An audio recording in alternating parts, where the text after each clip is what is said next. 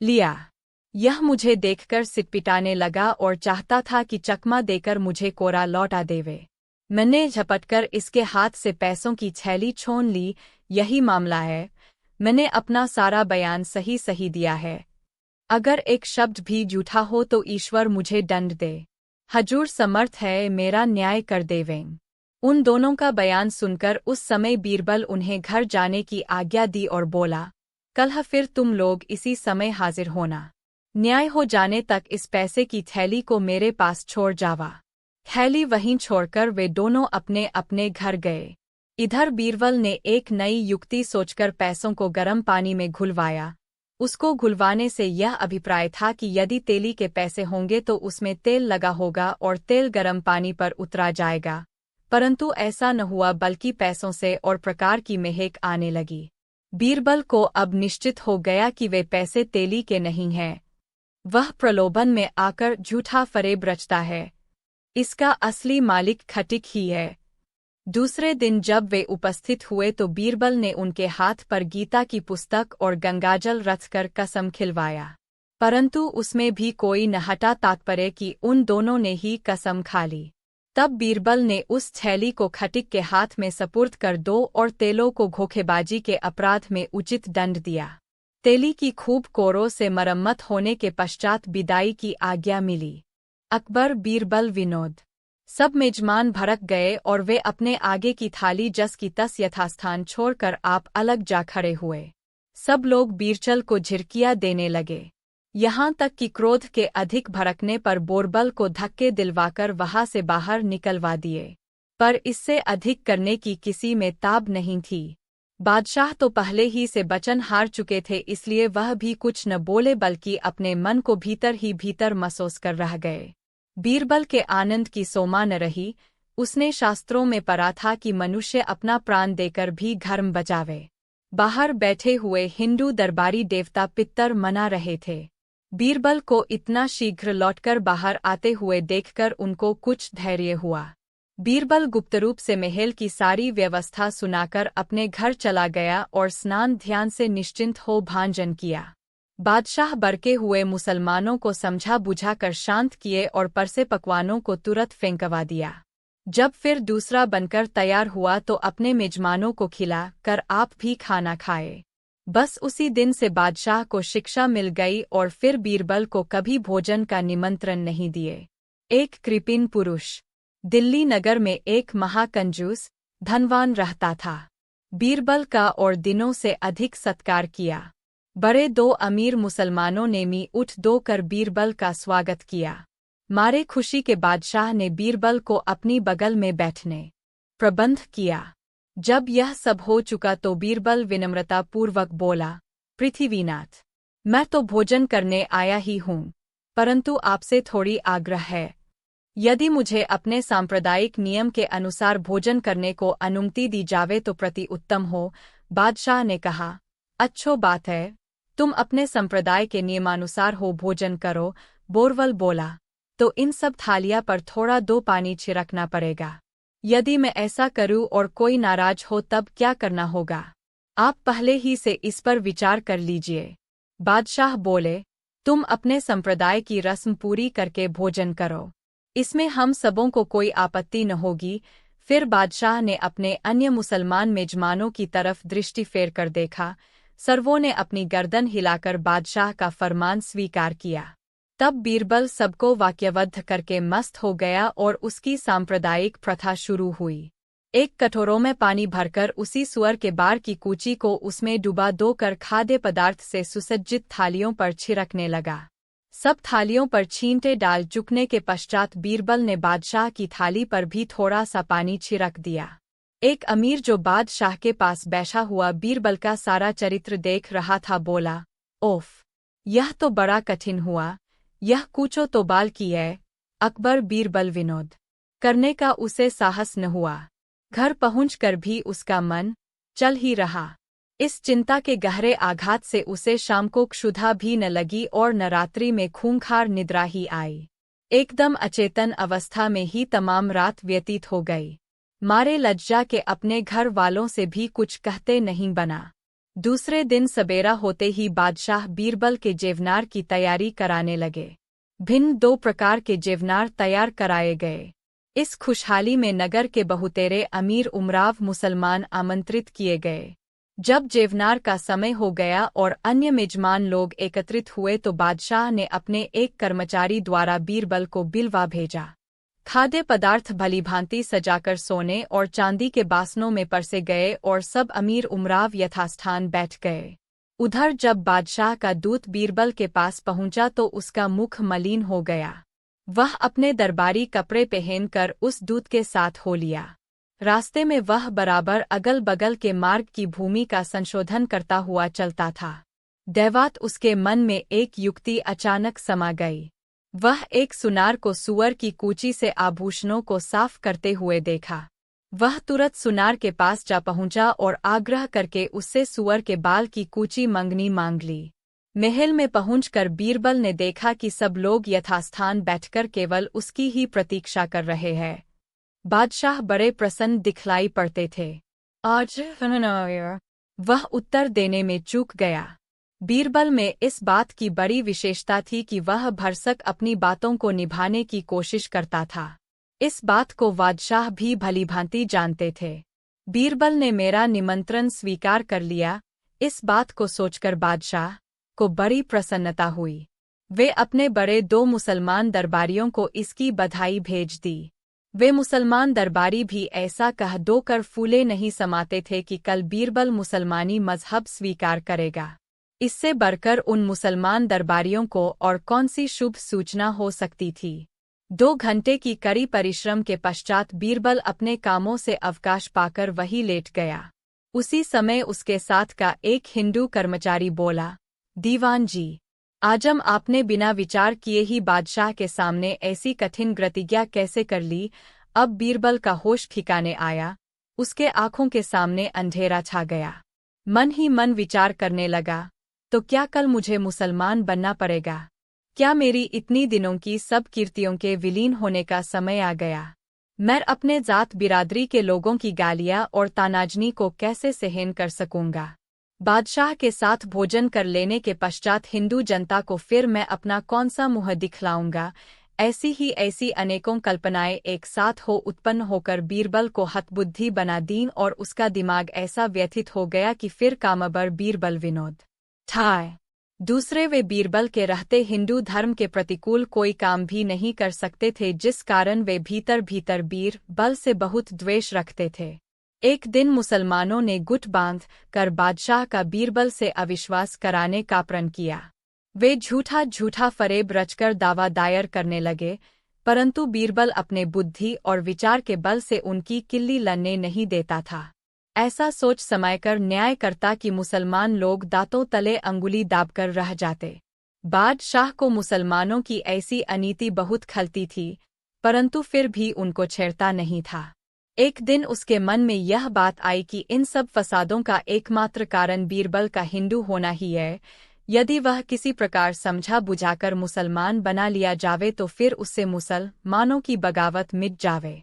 ऐसा निश्चय कर बादशाह ने बीरबल को मुसलमान बनाने की एक सरल युक्ति ढूंढ निकाली।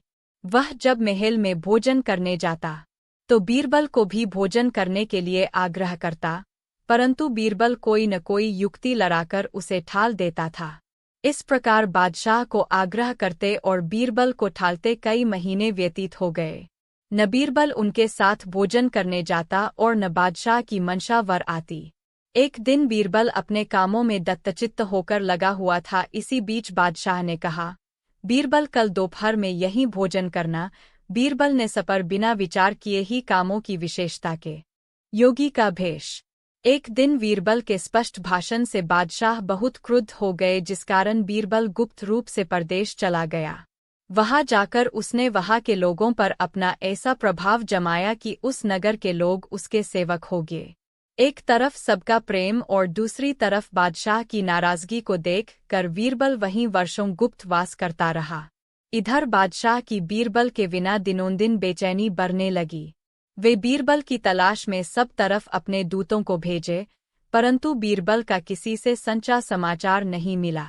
उधर जब बीरबल को बादशाह के बेचैनी का समाचार मिला तो वह बादशाह से मिलने के लिए बहुत उत्सुक हुआ और योगी का वेश धारण कर स्वयं दिल्ली पहुंचा। नगर से बाहर एक मंदिर में आसन मार कर भजन भाव करने लगा।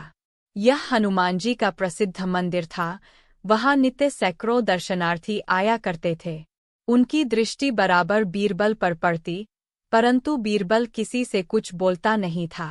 वह चुपचाप आसन मार ईश्वर का गुणगान करता रहा। उसकी ईश्वर में ऐसी निष्ठा देख सबका ध्यान उस योगी के तरफ आकृष्ट हो गया और वे आते जाते बीरबल को दंड प्रणाम करने लगे। बीरबल तो नगर के बहुतेरे गण्यमानों के नाम से परिचित ही था, इसलिए प्रसंग चलने पर बड़ी सरलता से उनका नाम ले लेकर संबोधन करता। इससे लोगों पर उसके सिद्धताई अकबर बीरबल विनोद 256 आ गया है। हरी इच्छा प्रगट में बादशाह का यह शेर पढ़कर सुनाया। आना नहीं मुश्किल है कुछ नाखून का, फूल गर गुलर के हों व रोम हो भल्लूक का। उसके उपरोक्त शेर को सुनकर बादशाह अपने दीवान को दोनों वस्तुओं को यथाशीघ्र मंगवाने की आज्ञा दी। दीवान अपने निमक खाए भर परिश्रम करके थक गया, परंतु उसे सफलता न मिलो। उधर 1 महीने की शर्त भी पूज गई। बादशाह को लाचार होकर सब कैदी वैद्य और हकीमों को जेल से मुक्त कर देना पड़ा। बादशाह ने कैद से छूटे हकीम वैद्यों को बिलवाकर उपरोक्त दद्दा का गुण पूछा। बीरबल उन्हें पहले ही से सावधान कर चुका था, इसलिए वैद्यों और हकीमों ने बीरबल की दवा की बड़ी तारीफ की।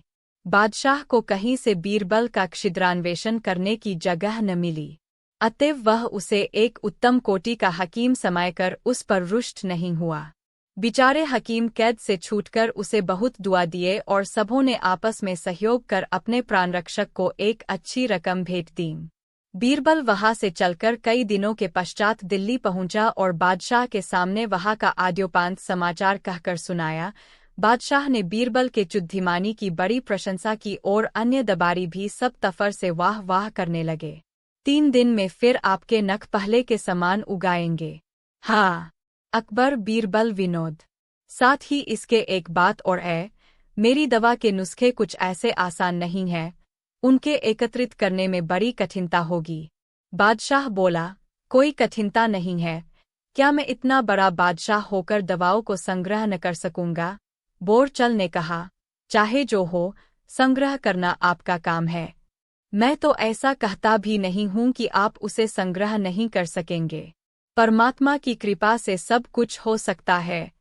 केवल आपको एक शर्त लिखनी पड़ेगी कि अगर 1 मास के अंतर्गत आप दवाओं का संग्रह न कर सकेंगे तो फिर आपका मुझ पर कोई दावा नहीं रह जाएगा और आपके यहाँ जितने हकीम और वैद्य कैदी है, सबको छोड़ देना पड़ेगा।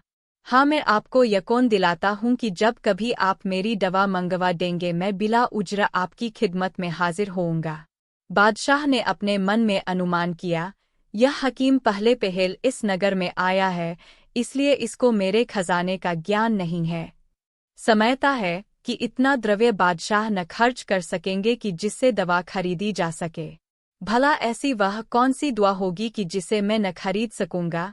वह अपने मन में खूब संकल्प विकल्प कर अपने को दृढ़ बनाकर बीरबल के कथनानुसार प्रतिज्ञा पत्र लिख दिया और फिर हकीम से दवा का नाम बतलाने की प्रेरणा की। बीरबल को भीतर 2 बड़ी प्रसन्नता हुई। उसने जान लिया कि अब निरपराध हकीम और वैद्यों के मुक्त होने का समय नजदीक। अकबर बीरबल विनोद 254 को छोड़कर बाहर चले जाओ, नहीं तो बादशाह आपको भी कैद कर मरवा डालेगा। बेगुनाह जान गंवाने से क्या लाभ? परंतु बीरबल ने उनकी बातों पर कान नहीं किया। वह बराबर अपना काम दत्तचित्त होकर करता ही रहा। क्रमशः यह बात धीरे 2 बादशाह के कानों तक पहुंची। वह तो बराबर ऐसे हकीमों की फिराक में पड़ा ही रहता था, इसलिए दूसरे ही दिन अपन सिपाही भेजकर बीरबल को अपनी सभा में बिलवा कर बोला, हकीम जी, मैंने आपका बड़ा नाम सुना है। यदि आप मेरा भी कुछ भला करे तो मैं आपका बड़ा उपकार मानूंगा। मेरे अंगूठे का नख लड़ाई में कट कर गिर गया है। मैंने उसको फिर से उगाने के लिए बहुतेरे हकीम और वैद्यों की दवाएं की, पर कोई वैद्य आकृतकार्य नहीं हुए। यदि आपकी औषधि से लाभ होगा तो मैं सदैव आपका गुणगान करूंगा। बीरबल बोला, बेशक मैं आपका इलाज करूंगा। मुझे इस रोग की दवा मालूम है। उसके लगाने से 5 दिनों के अंतर्गत आपके नख फिर से उग आएंगे। मेरे गुरु का इस दवा पर बड़ा भरोसा है।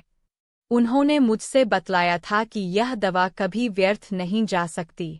आप मेहरबानी करके मेरे बतलाने के अनुसार दवाओं का संग्रह करा दीजिए। बादशाह प्रसन्न होकर बोला, हकीम जी, मुझे अब तक बहुतेरे हकीमों से पाला पड़ चुका है, परंतु आपसा अपनी दवा में दृढ़ता रखने वाला एक भी न मिला। बीरबल बोला, यदि परमात्मा सहायक रहा तो मैं आपसे निश्चयपूर्वक कहता हूँ कि 253। अकबर बीरबल विनो बारी 2 से बिलवा कर अपने नाखून के जमने का इलाज पूछा, परंतु जब वे निरुत्तर रह जाते तब उन्हें तुरंत जेल का हवा खाने के लिए भेज देता। बादशाह की इस निष्ठुरता का समाचार क्रमशः दूर दूर देशों में फैल गया। विचारे वैद्य हकीमों को बड़ी चिंता उत्पन्न हुई। कितनों ने तो इस पेशे को त्याग कर दूसरा पेशा अख्तियार कर लिया। बहुतेरों ने जंगल पहाड़ों में छिपकर अपनी आत्मरक्षा की। विचारे रोगी चिकित्सकों के अभाव में तड़प तड़प कर मरने लगे। यह घटना क्रमशः हिंदुस्तान के वैद्यों ने भी सुनी। वे भी डरे और चाहते थे कि इस पेशे को त्याग कर आजीविका उपार्जन का कोई दूसरा मार्ग निकालें। इसी बीच यह बात फूटते 2 अकबर बादशाह के कानों तक पहुंची।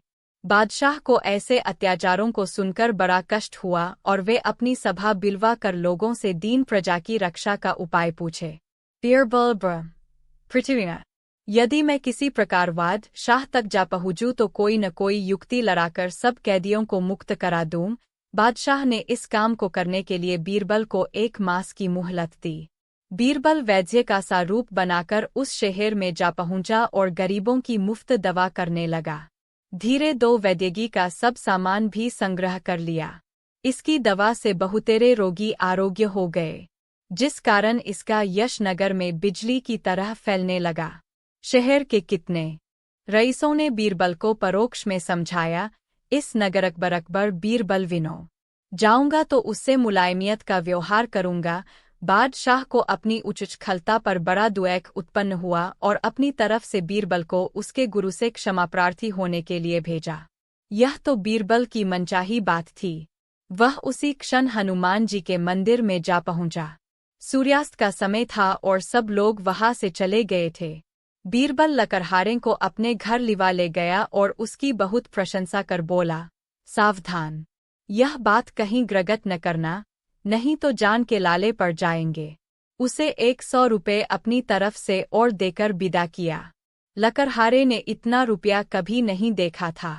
वह बीरबल के सामने उस बात को आजन्म गुप्त रखने की प्रतिज्ञा कर खुशी 2 अपने घर चला गया। बादशाह का नाखून। किसी देश के बादशाह का लड़ाई में पैर का अंगूठा कट गया था।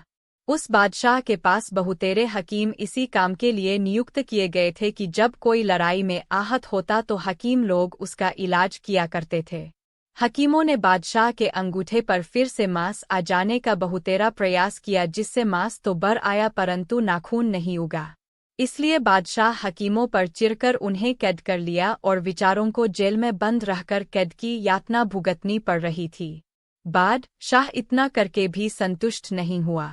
उसने बहुतेरे हकीमों को 246 अकबर बीरबल विनोद उससे बची हुई लकड़ियों का मूल्य दरियाफ्त किया, फिर पैसा देने के मिस से उसका अपने घर लिवा ले गया। लकड़ों का मूल्य देकर बीरबल ने लकड़हारे से पूछा, क्यों जी लकड़हारे, तुम हमें कोई सभ्य पुरुष जान पड़ते हो?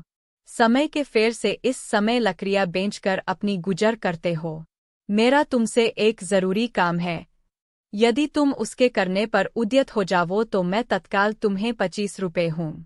काम हो जाने पर तुम्हारी गुजर माफिक काफी रुपये दूंगा।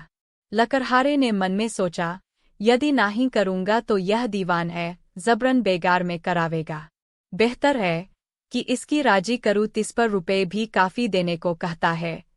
मन में ऐसा उहाकर वह बीरबल से बोला, मैं आपकी छोटी से छोटी आज्ञाएं पालन करने के लिए तत्पर हूँ, आपकी सभी आज्ञाएं मुझे स्वीकार होंगी।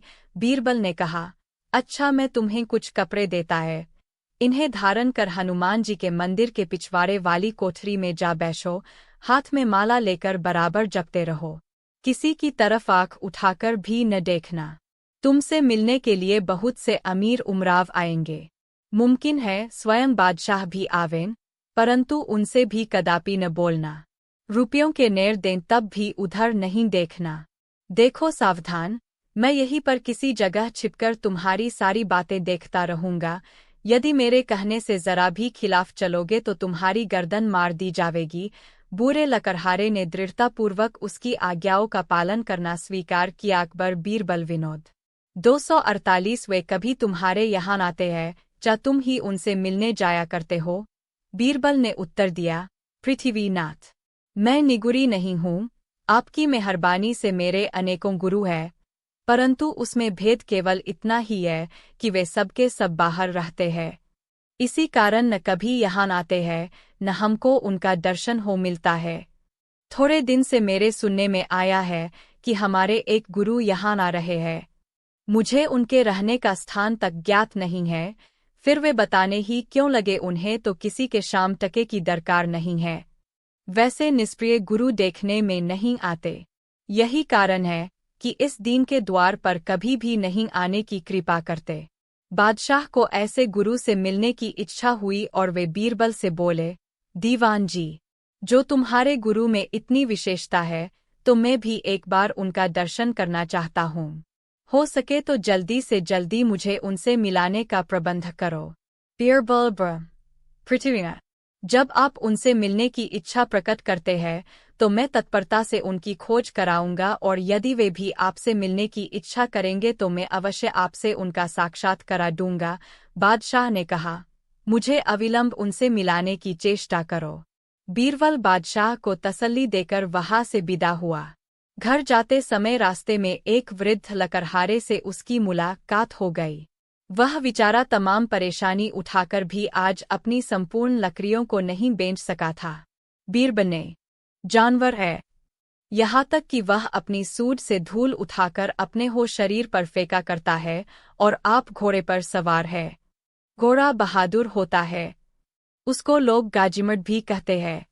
बादशाह बीरबल के उत्तर से बड़ा प्रसन्न हुए और लड़ाई में जीत होने पर उसे भरपूर इनाम दिए। मूर्ख से पाला पड़े तो चुप रहना। प्रकृति की समानता होने से बादशाह और बीरबल में उत्तरोत्तर प्रेम बढ़ता ही गया, जिस कारण बीरबल को गरीबों का हित करने के लिए अच्छा अवसर मिलता था। वह येनकेन प्रकारेण बादशाह को प्रेरित कर कुछ न कुछ नित्य गरीबों को दिला दिया करता था। एक दिन की ऐसी घटना घटी कि बादशाह के गुरु महाशय मक्का से चलकर दिल्ली आए। रास्ते में राह की जानकारी न रहने के कारण उन्हें बहुत भटकना पड़ा था। बादशाह ने अपने गुरु का भलीभांति आदर सत्कार किया। जब वे प्रकार कुछ दिन रहकर तगड़े हो गए तो फिर मक्का शरीफ लौट जाने का विचार प्रकट किया। बादशाह ने बड़ी प्रसन्नता में उन्हें पर्याप्त वस्त्राभूषण तथा धन धान्यादि देकर विदा किया। कितने दिनों के पश्चात एक दिन बादशाह ने बीरबल से पूछा, क्यों बीरबल, जैसे ये पीर साहब हमारे गुरु है, वैसे ही तुम्हारे भा कोई गुरु होंगे? यदि है तो वे कहाँ रहते हैं? अकबर बीरबल विनोद सोया सो खोई। एक दिन बीरबल किसी मसलहत से कुजरे का भेष बनाकर बादशाह के महल का चक्कर काट रहा था। अचानक बादशाह की दृष्टि उस पर जा पड़ी। बादशाह ने उसे कुंजरा समायकर पूछा, अरे ओ कुजरे, सोया किस भाव पर बेचेगा? कुंजरा भेषधारी बीरबल बोला, टके का एक सेर। बादशाह उसका उत्तर सुनकर बोले, तब तो और भी चूका। बीरबल ने कहा, सोया सो खोया। ऐसे उत्तर से बादशाह को संदेह हो गया और भलीभांति जांच पड़ताल करने पर सोए वाले को बीरबल जानकर हंस पड़े। लड़ाई में जीत किसकी?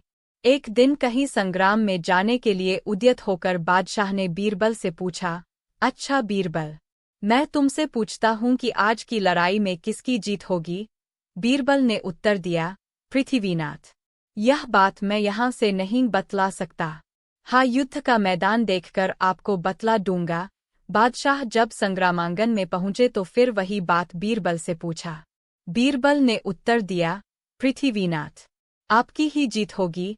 बादशाह बोले, यह तुमने कैसे जाना?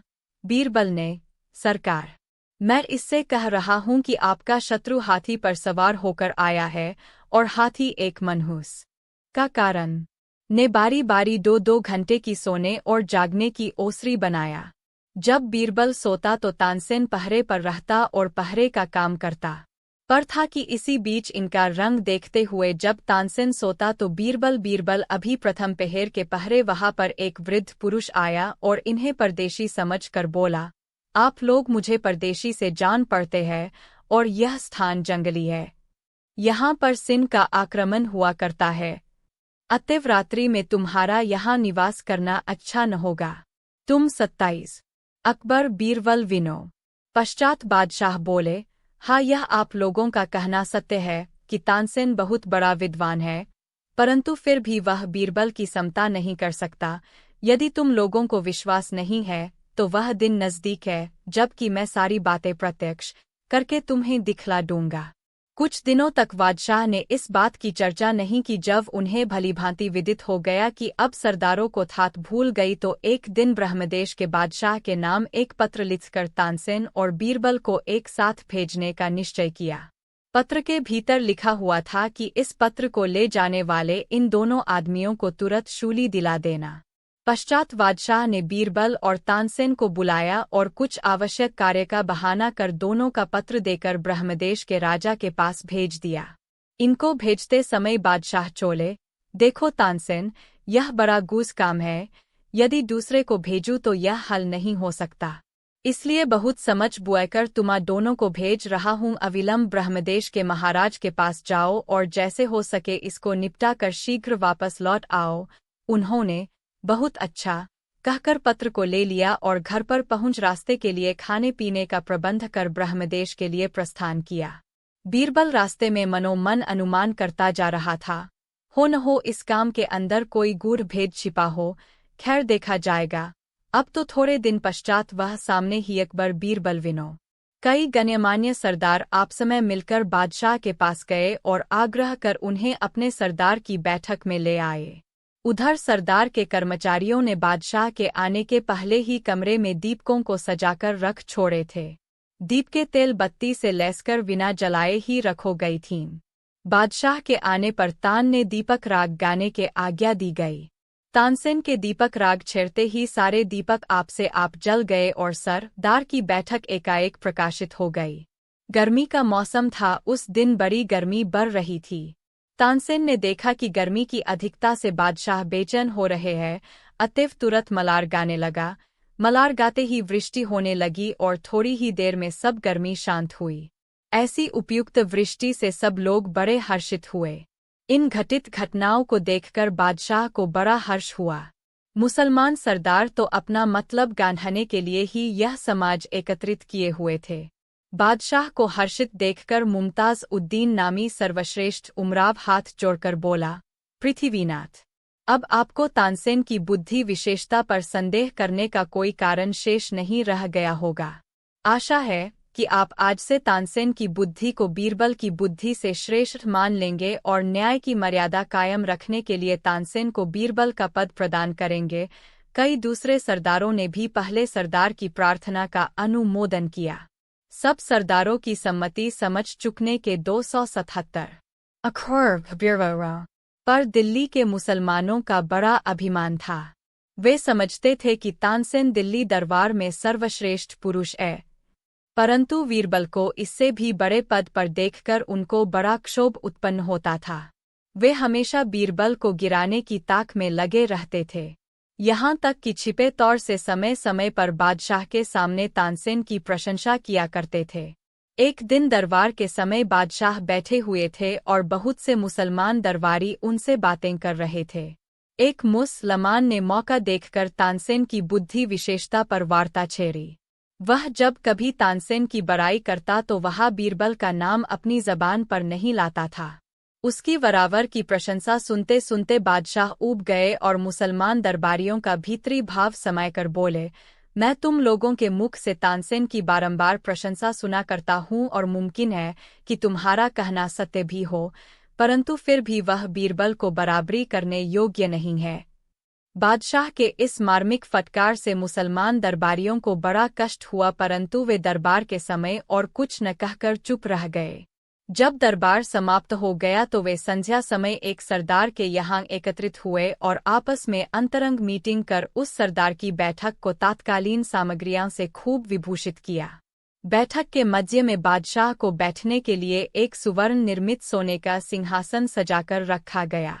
तानसेन भी अपने वाद्य सामग्रियों के सहित पधारे। तब अकबर बीरबल विनोद दौलत ड्योढ़ी पर हाजिर है। एक दिन बादशाह किसी कार्य में त्रुटि पड़ने के कारण अपने दौलत नामी पुराने सेवक पर नाराज होकर उसे नौकरी से पृथक कर दिए।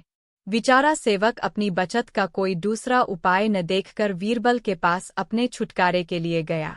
बीरबल उसका सारा समाचार सुनकर बोला, तुम एक बार फिर महल में जाकर कहो कि दौलत ड्योढ़ी पर हाजिर है, हुक्म हो तो रहे वा जाए। सेवक ने वैसा ही किया। बादशाह ने उसे बिलवाकर धीरे से समझाया, दौलत मेरे यहाँ हमेशा कायम रहे। बादशाह की और उस पुराने नौकर की अर्थभरी बातों को समझकर सब दरबारी हंसने लगे। बीरबल की युक्ति से विचारे वृद्ध सेवक की जोविका बनी रह गई। तानसेन और बीरबल की बुद्धि परीक्षा। अकबर बीरबल विन फरोख्त कर रहा था। यह खटिक मेरी दुकान पर आकर मुझसे तेल मांगने लगा। मैंने इसके बार 2 मांगने पर और कामों का हर्ष करके इसको तत्काल तेल दे दिया। दूसरे कामों का बहुत मन्यत था। फिर मैं उन कामों में लिपट गया। जब कुछ देर बाद उन झनाइटों से खाली हुआ तो क्या देखता हूँ कि पैसे की थैली गायब है। उतने समय के बीच इसके अतिरिक्त कोई दूसरा व्यक्ति मेरी दुकान पर नहीं आया था, जिस कारण मुझे इस खटिक पर संदेह हुआ और तुरंत इसके पास दौड़ा हुआ गया। थैली खटिक के हाथ में ही थी। जब मैंने उससे अपनी थैली मांगी तो बोला, क्या तेरा दिमाग खराब हो गया है, जो इस प्रकार दूसरे का धन देखकर उस पर लोभ करता है? यह थैली मेरी है, यही मेरा मामला है, जो आपके सामने सच्चा बयान किया है। ईश्वर मेरा साक्षी है, जो मैं एक बात भी झूठी कहे हूँ। आपसे अनुरोध करता हूँ कि इसका न्याय कर आप मेरी थैली मुझे दिलवा दें। तब खटिक के बयान की बारी आई। वह बीरबल से बोला, गरीब परवर, आज मैं अपने विक्री के पैसे का मीजान लगा रहा था, जबकि यह तेली मेरो दुकान पर तेल लेकर आया। यह मेरा निकट पड़ोसी है, मैं बराबर इससे तेल खरीद करता हूँ। यह तेल देकर तुरंत चला गया। जब कुछ देर बाद मैं पैसों का मीजान लगा चुका तो उन्हें गिनकर रखने के लिए थैली की तरफ देखा। थैली गायब हो गई थी। इसके अंतर्गत यही तेली मेरी दुकान पर आया। बीरबल ने एक चपरासी को भेजकर एक विख्यात वैद्य को बिलवाया। जब वह हाजिर हुआ तो बोला, वैद्य जी, इस स्त्री को ऐसी दवा खिलाचो जिससे इसे वमन हो जावे। वैद्य ने वमन होने की एक गोली खिलाई, जिसके खाने के थोड़ी देर बाद ही उस स्त्री का खूब बमन हुआ। बमन का भली मांति निरीक्षण करने पर उसमें दूध रोटी के अतिरिक्त मांस का एक टुकड़ा भी नहीं निकला। इस दृश्य को देखने के साथ ही सबको उस स्त्री की पवित्रता पर विश्वास हो गया। झूठा दोषारोपण के अपराध में पठान और सिपाही दोनों ही दंडित किए गए। स्त्री को उसके पति के हवाले किया गया। बीरबल की इस अनुपम चातुर्यता का लोगों पर गहरा प्रभाव पड़ा और वे एक स्वर से बीरबल की प्रशंसा करने लगे। खटिक और तेली। एक दिन दिल्ली नगर के एक खटिक और तेली के अंतर्गत कुछ विवाद खड़ा हो गया और वे आपस की लड़ाई को लेकर न्याय कराने के अभिप्राय से बीरबल के पास पहुंचे। तब बीरबल बोला, आप लोगों में कौन वादी है और कौन प्रतिवादी? तेली अपने को वादी बतलाता और खटिक अपने को प्रतिवादी। बीरबल ने कहा, अच्छी बात है, तुम लोग अपना ठीक हाल बयान करो। तेली ने कहा, दोवान जो, मैं अपनी एक छोटी सी दुकान अमुक महल्ले में रखता हूँ। एक दिन जबकि मैं अपनी दुकान पर बैठा माल खरीदक बीरबल विनो। आखिरकार बादशाह ने उसके ब्राह्मण पति को बुलवा कर बोला, जैसा कि यह चौकीदार बयान करता है, उस हिसाब से यह स्त्री भ्रष्टा हो चुकी है। अतएव इसे इस पठान को दे देना चाहिए और पठान को यह सजा दी जाती है कि वह इसके बदले 700 रुपये इसके विवाहिता पति को दंड स्वरूप देवे। बादशाह के ऐसे न्याय को सुनकर विचारी पतिपरायणा ब्राह्मणी सूझ कर कांटा हो गई। फिर अधिक क्या लिखे पाठक, एक सती साध्वी का ऐसा अपमान होने पर कैसी दशा होगी, स्वयं अनुमान कर सकते हैं। एकदम न्याय का गला गोंटा जाने लगा। दयालु ईश्वर की सत्ता स्थिर न रह सकी। सुदर्शन चक्रधारी की प्रेरणा से कई ब्राह्मण इस बात की फरियाद लेकर बीरबल के पास गए। बीरबल को अन्याय सहन नहीं होता था, इसी कारण वह अपने पर जोखिम उठाकर भी अन्याय को रोकता था। वह अपना घगलू काम उसी क्षण बंद कर दिया और कपड़े पहन उन ब्राह्मणों को साथ लेकर दरबार में हाजिर हुआ। बीरबल ने बारी बारी से पहान, चौकीदार तथा उस ब्राह्मणी का बयान लिया, फिर खो से यो पूछा, भगने, घर से निकलते वक्त कुछ खाया था या यूं ही नदी के तट पर कपड़े पछाड़ने के लिए चली आई थी? इसका प्रमाण कोई दे सकती हो तो बतलाबो। सुशीला ने उत्तर दिया, मेरी खास ने मुझे दूध और रोटी दिया था, बस उसी को खाकर घर से निकली थी। बीरबल ने कहा, बहुत अच्छा, थोड़ी देर एक जगह बैठकर तब तक विश्राम करो, मैं इसकी जांच कराऊंगा। अकबर बीरबल विनोद छोड़ देने का अनुनय विनय करने लगा। वह बोला, चौकीदार साहब, आप इस स्त्री को छोड़ दीजिए, इसने यह मांस मुझसे खरीदा था। यदि बादशाह को यह बात मालूम हो जाएगी तो वह इसके बदले मुझे दंड देंगे। आप जानते ही हैं कि मैं एक कुटुंबी आदमी हूँ। मेरे कैद हो जाने से मेरे बाल बच्चे भूखों मरने लग जाएंगे, इसलिए आप मेरी दीनता की तरफ ध्यान देकर इस मामले को यहीं पर दबा दीजिए, वरना बादशाह मुझे इस मामले में अपराधी पाकर मुझे फांसी दिला देंगे। चौकीदार उसकी एक बात भी न सुनी, वह तो पहले ही से सिखला पढ़ाकर ठीक किया गया था। दोनों को पकड़कर बादशाह के पास ले गया और बोला, पृथ्वीनाथ, आज यह स्त्री इस पठान से मांस खरीद कर घरवालों से छिपा नदी के किनारे बैठकर भक्षण कर रही थी।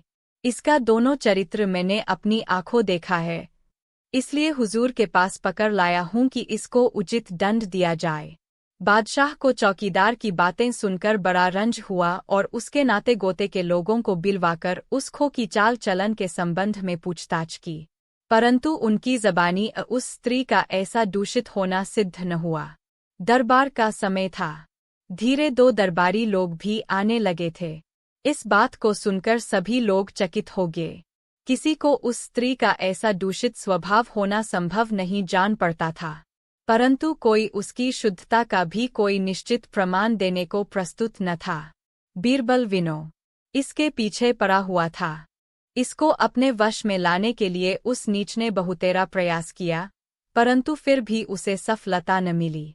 ब्राह्मणी के तेज के आगे उसका उद्योग गिरता ही गया। तब उसने दंड देकर उसको काबू में लाने की युक्ति निकाली। एक दिन जबकि वह सुंदरी अपने वस्त्रों को पछाड़ने के लिए नदी तट पर गई थी, यह भी मौका देखकर वहां जा पहुंचा। वहां और किसी को न देखकर गुप्त रूप से उसके तट पर पड़े वस्त्रों में थोड़ा सा मांस बांध एक चौकीदार को घूस देकर अयूठा मामला खड़ा किया, और वह चौकीदार को सिखला पढ़ाकर भेजा कि वह उस सुशीला पर एक पठान के यहाँ से मांस खरीदने का अभियोग लगाकर उसे गिरफ्तार कर लें।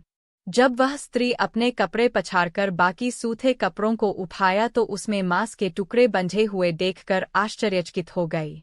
तत्क्षण उस चौकीदार ने उसे जाकर गिरफ्तार कर लिया और बोला, तू मांस भक्षण करती है, इस कारण तुझे बादशाह के पास चलना पड़ेगा। वह एक तरफ तो तुम्हारी धर्मरक्षा का इतना प्रबंध करते हैं, दूसरी तरफ तू गुप्त रीति से मांस भक्षण करती है और फिर धोखा देकर अपने जात बिरादी के लोगों को ठगती फिरती है। सिपाही को ऐसा अपवाद लगाते देखकर विचारी अबला किंकर्तव्य विमूर्सी होकर चुप रह गई। इसी बीच वह दुष्ट पठान जो छिपकर सब देख रहा था चौकीदार के यास उस स्त्री का पक्षपाती बनकर आया और उससे सुमरे ने कहा, ठीक ठोक बतलावो, वह कौन सा कवि है और आप कौन है? बीरबल बोला, मैं बीरबल हूँ।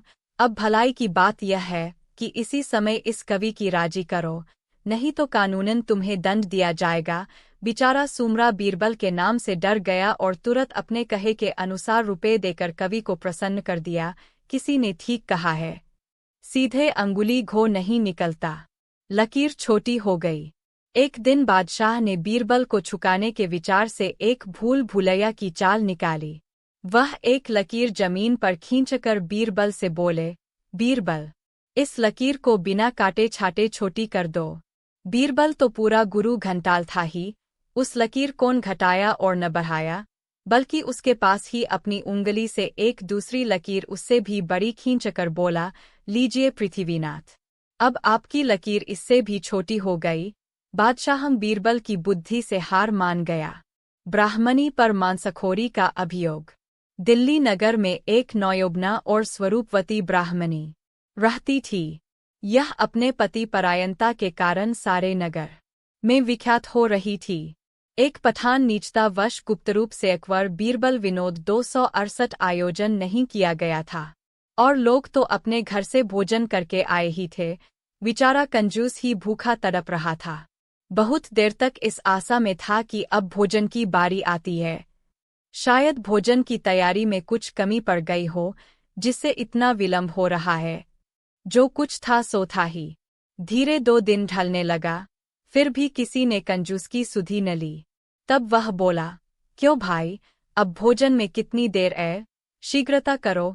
कवि का मित्र बोला, कैसी शीघ्रता श्रीमान जी? सुमरे ने कहा, क्या आपने मुझे आज के लिए निमंत्रण नहीं दिया था क्या? तब तक बीरबल बोल उठा, सो तो आपने ठीक कहा है, परंतु यह बात केवल आपको प्रसन्न करने के लिए कही गई थी, ही तो भला इतनी देर क्यों कर होती? हम लोग तो कभी के भोजन कर चुके हैं। ऐसी कोरी चापलूसी से सुमरे का मुख लाल हो गया और वह अपनी बड़ी बड़ी आंखें चढ़ाकर बोला, तुम लोग बड़े उच्छृंखल जान पड़ते हो, जो किसी को निमंत्रण देकर बुलाना और फिर उसकी हंसी करना। इसी प्रकार की अनेक बातें कह कहकर वह कंजूस कमर कसकर लड़ने पर आमादा हो गया। बीरबल ने देखा कि अब बात बहुत आगे बढ़ जाएगी, इसलिए बीच बिचाव के अभिप्राय से बोला, आप तो एक उच्च कोटि के रईस है, फिर आपको यह विचार पहले ही आना चाहिए था। क्या आपने इस कवि को फट्टेबाजी में नहीं टाला था? क्या आपके उस मनोरंजन से इस कोकवी का अभिप्राय था? उस धनारे को प्रसन्न कर उससे कुछ धन उपार्जन करना।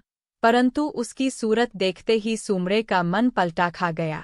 उसने अपने मन में कहा, यह कवि मुझे अपनी कविता सुनाकर मुझसे धन ठगने आया है, परंतु इसने मुझे पहचानने में बड़ी भूल की है। अच्छी बात है, जिस तरह यह कविता से मुझे प्रसन्न करना चाहता है, उसी भांति मैं भी अपनी मीठी 2 बातों से इसे प्रसन्न कर कोरा लौटाऊंगा। ऐसी युक्ति सोचकर वह धनारे बोला, कविवर, आपकी कविता तो बड़ी ही उत्कृष्ट है। इसका शब्दालंकार और अनुप्रास का जमक बड़ा ही उत्तम है।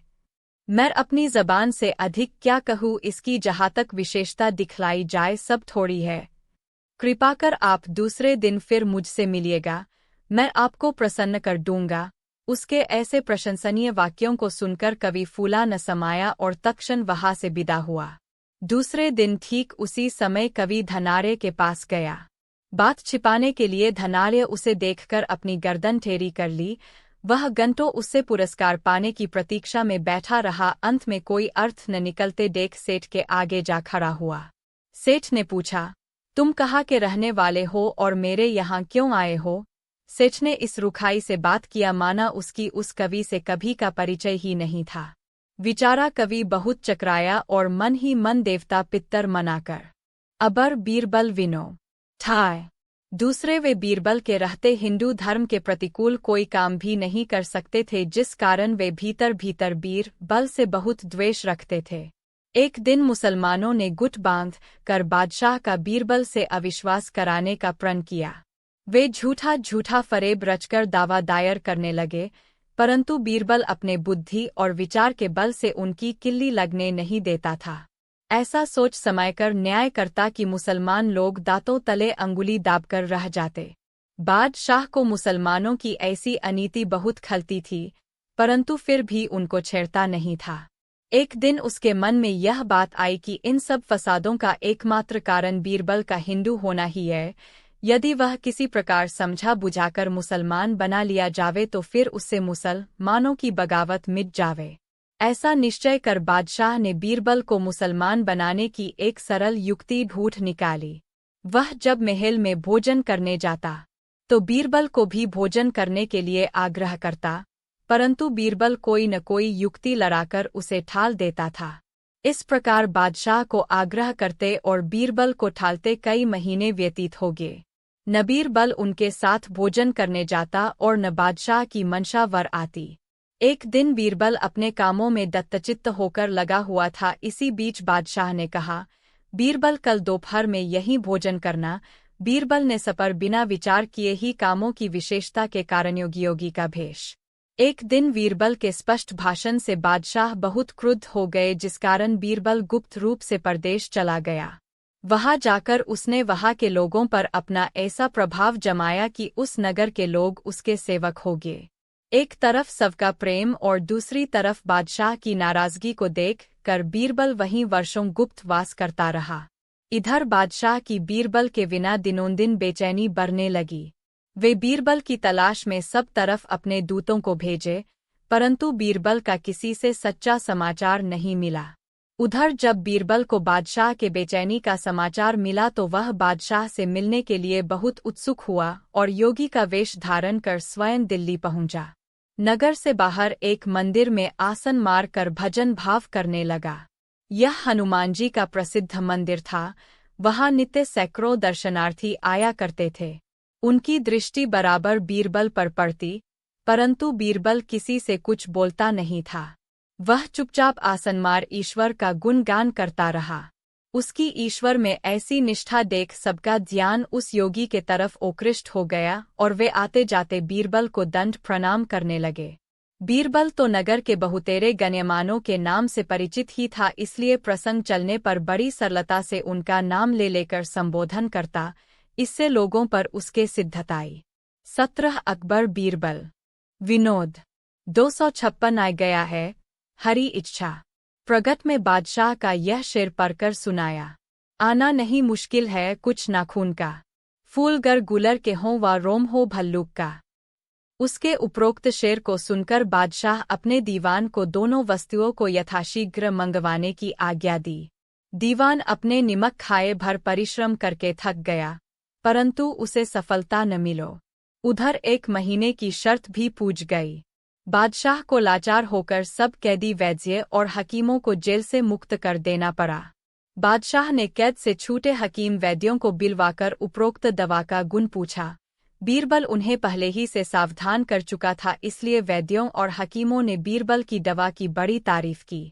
बादशाह को कहीं से बीरबल का छिद्रान्वेषण करने की जगह न मिली, अतएव वह उसे एक उत्तम कोटि का हकीम समझकर उस पर रुष्ट नहीं हुआ।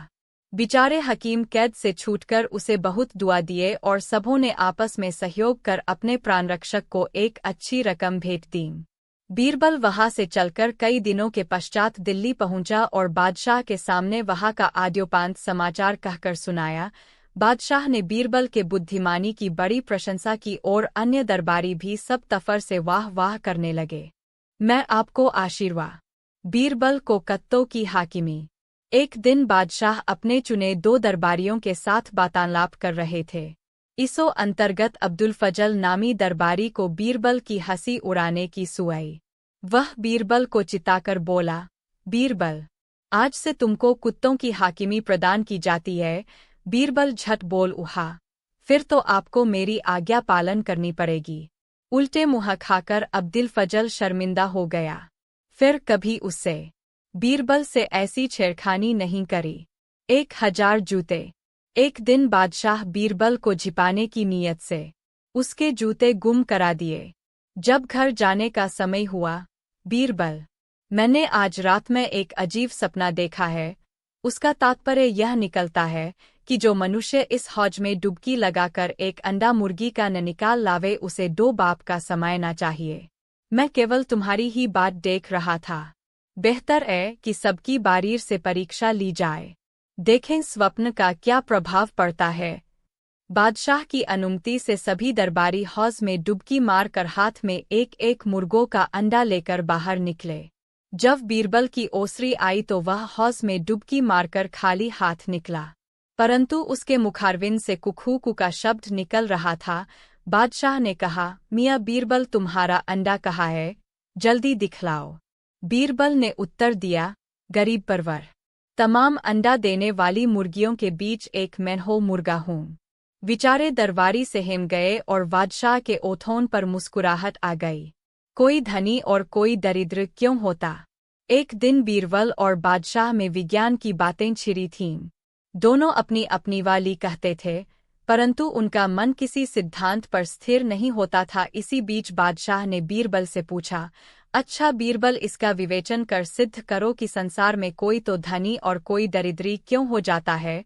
बोरबल ने तुरंत उत्तर दिया, अकबर बीरबल विनो, आपका नमक खाता हूँ और अपना सब काम बराबर खैरख्वाही से करता आ रहा हूँ, फिर भी देखता हूँ कि आप एक कल के आए हुए छोकरे के सामने हम लोगों को कुछ भी नहीं समझते।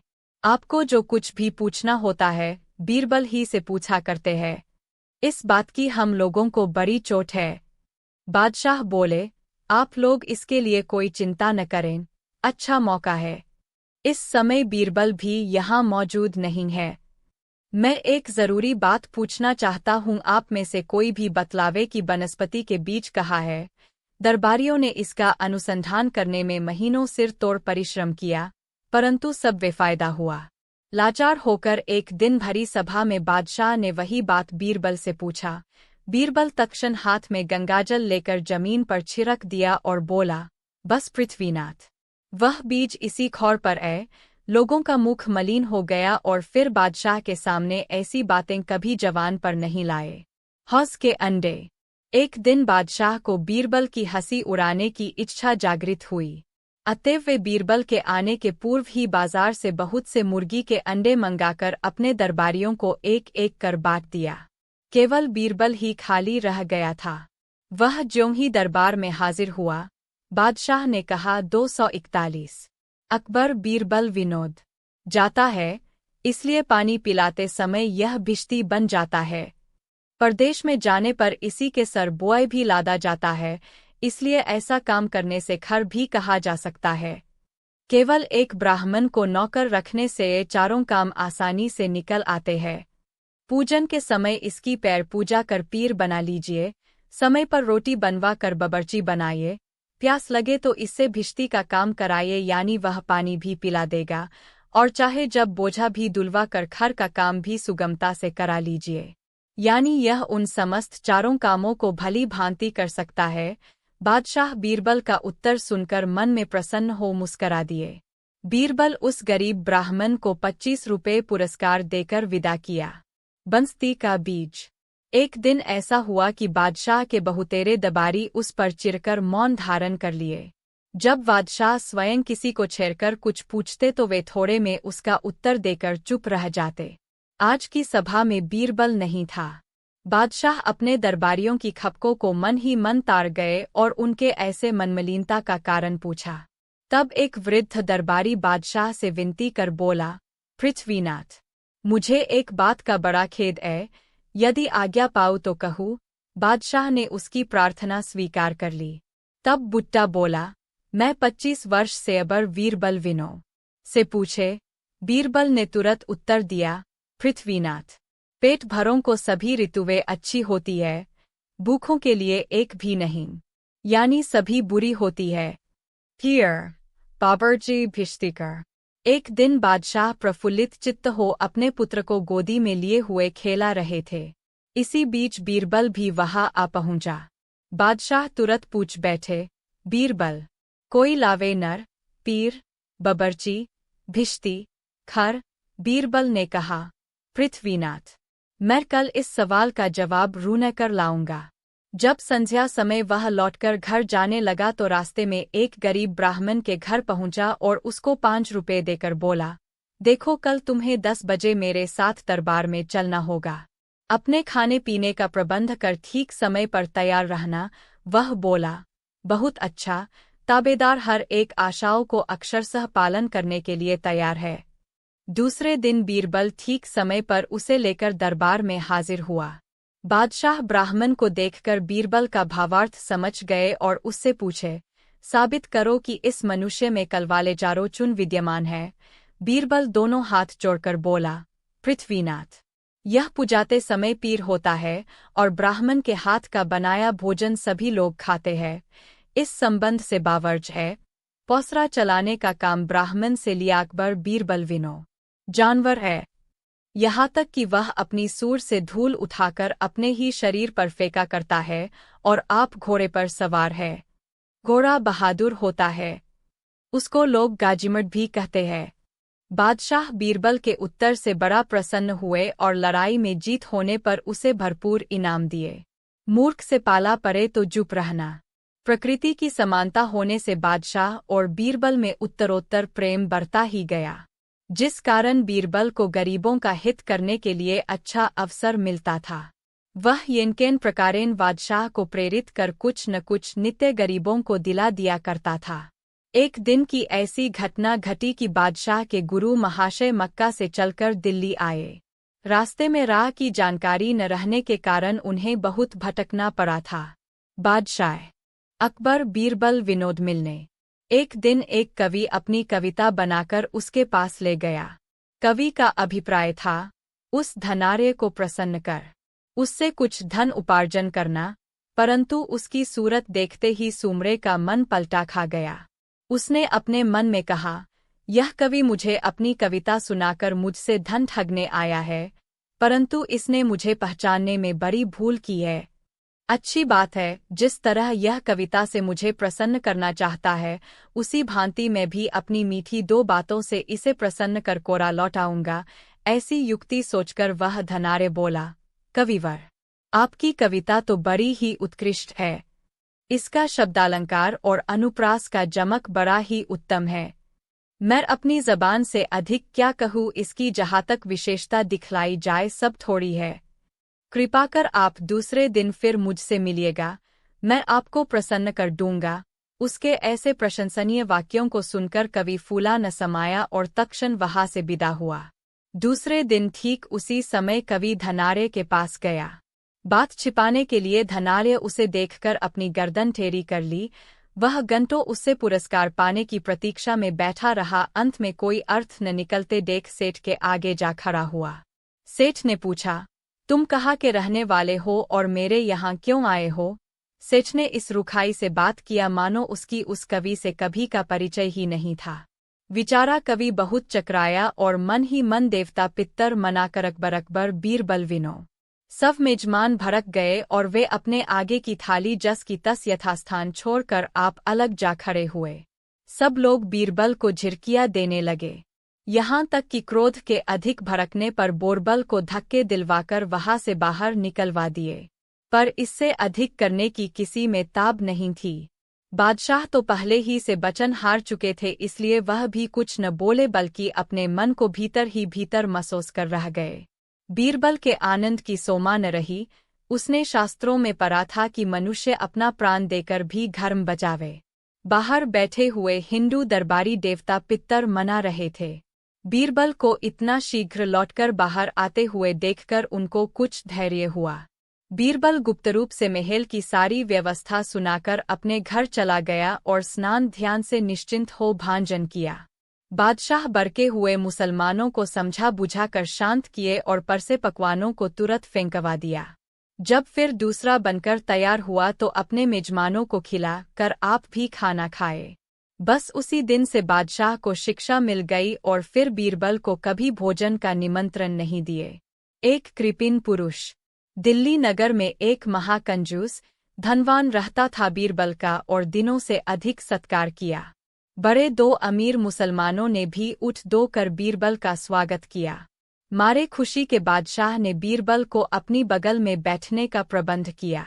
जब यह सब हो चुका तो बीरबल विनम्रतापूर्वक बोला, पृथ्वीनाथ, मैं तो भोजन करने आया ही हूँ, परंतु आपसे थोड़ी आग्रह है।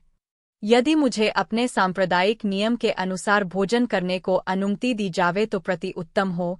बादशाह ने कहा, अच्छो बात है, तुम अपने संप्रदाय के नियमानुसार हो भोजन करो। बोरबल बोला, तो इन सब थालियों पर थोड़ा 2 पानी छिड़कना पड़ेगा।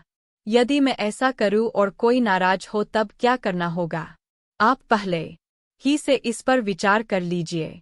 बादशाह बोले, तुम अपने संप्रदाय की रस्म पूरी करके भोजन करो, इसमें हम सबों को कोई आपत्ति न होगी। फिर बादशाह ने अपने अन्य मुसलमान मेजमानों की तरफ दृष्टि फेर कर देखा। सर्वों ने अपनी गर्दन हिलाकर बादशाह का फरमान स्वीकार किया। तब बीरबल सबको वाक्यबद्ध करके मस्त हो गया और उसकी सांप्रदायिक प्रथा शुरू हुई। एक कटोरों में पानी भरकर उसी सुअर के वार की कूची को उसमें डुबा दो कर खाद्य पदार्थ से सुसज्जित थालियों पर छिड़कने लगा। सब थालियों पर छींटे डाल चुकने के पश्चात बीरबल ने बादशाह की थाली पर भी थोड़ा सा पानी छिड़क दिया। एक अमीर जो बादशाह के पास बैठा हुआ बीरबल का सारा चरित्र देख रहा था बोला, ओफ, यह तो बड़ा कठिन हुआ, यह कूची तो बल की है। अकबर बीरबल विनो 275 अकबर बीरबल विनो करने का उसे साहस न हुआ। घर पहुंचकर भी उसका मन चल ही रहा। इस चिंता के गहरे आघात से उसे शाम को क्षुधा भी न लगी और न रात्रि में खूंखार निद्रा ही आई। एकदम अचेतन अवस्था में ही तमाम रात व्यतीत हो गई। मारे लज्जा के अपने घर वालों से भी कुछ कहते नहीं बना। दूसरे दिन सबेरा होते ही बादशाह बीरबल के जेवनार की तैयारी कराने लगे। भिन्न 2 प्रकार के जेवनार तैयार कराए गए। इस खुशहाली में नगर के बहुतेरे अमीर उमराव मुसलमान आमंत्रित किए गए। जब जेवनार का समय हो गया और अन्य मेजमान लोग एकत्रित हुए तो बादशाह ने अपने एक कर्मचारी द्वारा बीरबल को बिलवा भेजा। खाद्य पदार्थ भलीभांति सजाकर सोने और चांदी के बासनों में परसे गए और सब अमीर उमराव यथास्थान बैठ गए। उधर जब बादशाह का दूत बीरबल के पास पहुंचा तो उसका मुख मलिन हो गया। वह अपने दरबारी कपड़े पहनकर उस दूत के साथ हो लिया। रास्ते में वह बराबर अगल बगल के मार्ग की भूमि का संशोधन करता हुआ चलता था। दैवात उसके मन में एक युक्ति अचानक समा गई। वह एक सुनार को सुअर की कूची से आभूषणों को साफ करते हुए देखा। वह तुरंत सुनार के पास जा पहुंचा और आग्रह करके उससे सुअर के बाल की कूची मंगनी मांग ली। महल में पहुंचकर बीरबल ने देखा कि सब लोग यथास्थान बैठकर केवल उसकी ही प्रतीक्षा कर रहे हैं। बादशाह बड़े प्रसन्न दिखलाई पड़ते थे। आज वह उत्तर देने में चूक गया। बीरबल में इस बात की बड़ी विशेषता थी कि वह भरसक अपनी बातों को निभाने की कोशिश करता था। इस बात को बादशाह भो भलीभांति जानते थे। बीरबल ने मेरा निमंत्रण स्वीकार कर लिया। इस बात को सोचकर बादशाह को बड़ी प्रसन्नता हुई। वे अपने बड़े 2 मुसलमान दरबारियों को इसकी बधाई भेज दी। वे मुसलमान दरबारी भी ऐसा कह दो कर फूले नहीं समाते थे कि कल बीरबल मुसलमानी मजहब स्वीकार करेगा। इससे बढ़कर उन मुसलमान दरबारियों को और कौन सी शुभ सूचना हो सकती थी। 2 घंटे की कड़ी परिश्रम के पश्चात बीरबल अपने कामों से अवकाश पाकर वहीं लेट गया। उसी समय उसके साथ का एक हिंदू कर्मचारी बोला, दीवान जी, आजे आपने बिना विचार किए ही बादशाह के सामने ऐसी कठिन प्रतिज्ञा कैसे कर ली। अब बीरबल का होश ठिकाने आया। उसके आंखों के सामने अंधेरा छा गया। मन ही मन विचार करने लगा, तो क्या कल मुझे मुसलमान बनना पड़ेगा? क्या मेरी इतनी दिनों की सब कीर्तियों के विलीन होने का समय आ गया? मैं अपने जात बिरादरी के लोगों की गालियां और तानाजनी को कैसे सहन कर सकूंगा? बादशाह के साथ भोजन कर लेने के पश्चात हिंदू जनता को फिर मैं अपना कौन सा मुँह दिखलाऊंगा? ऐसी अनेकों कल्पनाएं एक साथ हो उत्पन्न होकर बीरबल को हतबुद्धि बना दीं और उसका दिमाग ऐसा व्यथित हो गया कि फिर अकबर बीरबल विनोद 250 तब बीरबल ने उसके सारे बदन में खाक मलकर कोपीन वस्त्र पहनाया और हाथ में एक रुद्राक्ष की माला देकर मस्तक पर कृत्रिम जटा बांध दी।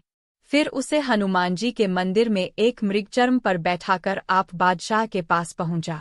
बादशाह का दरबार उमरावों से ठसाठस भरा हुआ था। बीरबल ने हाथ जोड़कर कहा, पृथ्वीनाथ, मेरे गुरुजी आए हुए हैं। आपके विषय में बातें करने पर उन्होंने आपसे मिलना स्वीकार किए है, परंतु मुझे साथ जाने की मुमानियत करते हैं। यदि इतने पर भी आपके साथ जाऊंगा तो वे मुझसे बहुत नाराज होंगे। मुमकिन है कि चिरकर मुझे शाप भी दे दें। बादशाह ने पूछा, इस समय वे कहाँ ठहरे हुए हैं? बीरबल ने उत्तर दिया, हनुमान जी के मंदिर के बाहर की कोठरी में। बादशाह अपने दरबारियों को साथ लेकर बीरबल के गुरु से मिलने गए।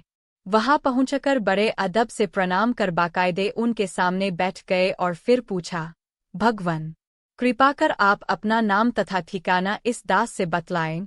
मैं इस कृपा के लिए आपका चिरकृतज्ञ बना रहूंगा। स्वामी जी तो पक्के गुरु के चेले थे। उन्होंने उनकी बातों का कुछ भी उत्तर न देकर बराबर अपना माला घुमाते ही रहे। बादशाह फिर बोले, स्वामी जी, मैं समस्त भारतवर्ष का अधिपति हूँ, मैं आपकी सारी इच्छाओं की पूर्ति कर सकता हूँ। यदि आपको किसी बात की चाहना हो तो मुझसे कहें। परंतु स्वामी जी फिर भी कुछ न बोले बल्कि आंख उठाकर उनकी तरफ देखा भी नहीं। तब बादशाह ने 1 लाख का तोड़ा उनके सामने उससे बची हुई लकड़ियों का मूल्य दरियाफ्त किया। फिर पहला देने के मिस से उसका अपने घर लिवा ले गया। लकड़ों का मूल्य देकर बीरबल ने लकड़हारे से पूछा, क्यों जी लकड़हारे, तुम हमें कोई सभ्य पुरुष जान पड़ते हो?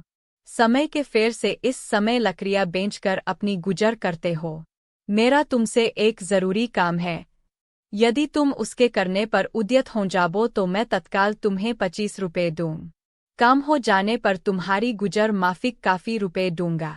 लकड़हारे ने मन में सोचा, यदि नहीं करूंगा तो यह दीवान है, जबरन बेगार में करावेगा।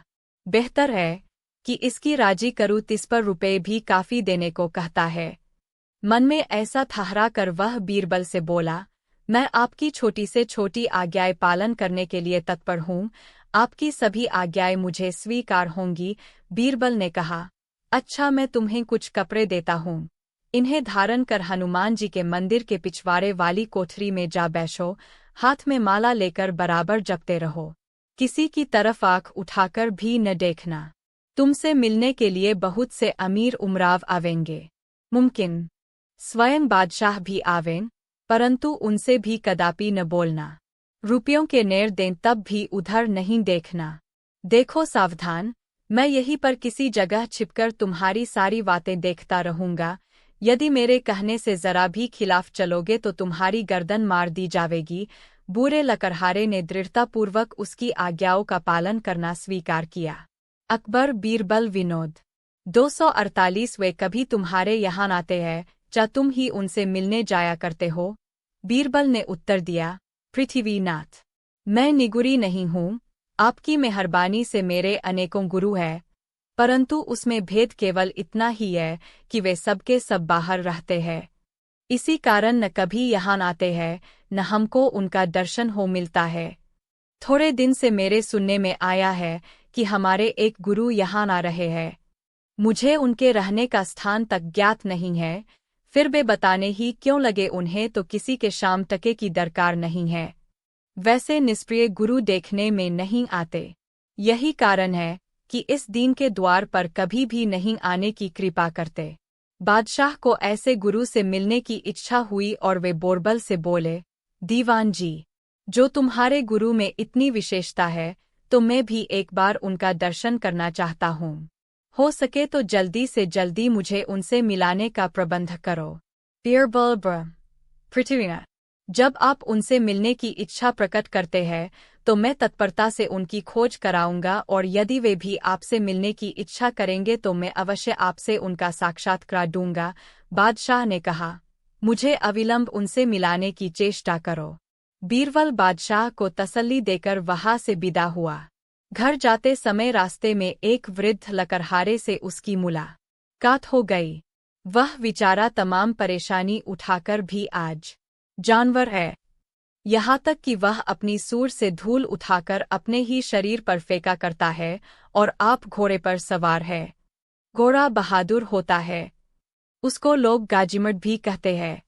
बादशाह बीरबल के उत्तर से बड़ा प्रसन्न हुए और लड़ाई में जीत होने पर उसे भरपूर इनाम दिए। मूर्ख से पाला पड़े तो चुप रहना। प्रकृति की समानता होने से बादशाह और बीरबल में उत्तरोत्तर प्रेम बढ़ता ही गया, जिस कारण बीरबल को गरीबों का हित